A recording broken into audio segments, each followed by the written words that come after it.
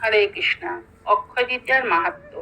গঙ্গা দেবীর মর্তে আগমন, কুবেরের কোষাধ্যক্ষ পদ লাভ, পরশুরামের আবির্ভাব, দ্রৌপদীর বস্ত্রহরণ ও শ্রীকৃষ্ণ কর্তৃক বস্ত্র লাভ, অন্নপূর্ণার আবির্ভাব, যবের উৎপত্তি, চন্দন যাত্রার শুরু, দ্বারকায় শ্রীকৃষ্ণের গৃহে সুদামার আগমন, ব্যাসদেব রচিত মহাভারত গণেশজি লিখতে শুরু করেন, সত্যযুগের আবির্ভাব, কেদারনাথে মন্দির খোলা হয়, পুরীর জগন্নাথের রথ নির্মাণ শুরু, বনবাসের সময় যুধিষ্ঠির সূর্যদেবের কাছ থেকে অক্ষয় পাত্র লাভ করেন, শ্রীকৃষ্ণ মানসী গঙ্গায় নৌকা বিহার করেন, বৃন্দাবনে বঙ্কুবিহারী চরণ দর্শন, ত্রেতা যুগের সূচনা, বিশাখাপত্তনম থেকে কিছু দূরে সীমাচল মন্দিরে জিউ নরসিংহদেব চন্দন দিয়ে সারা বছর ঢাকা থাকেন।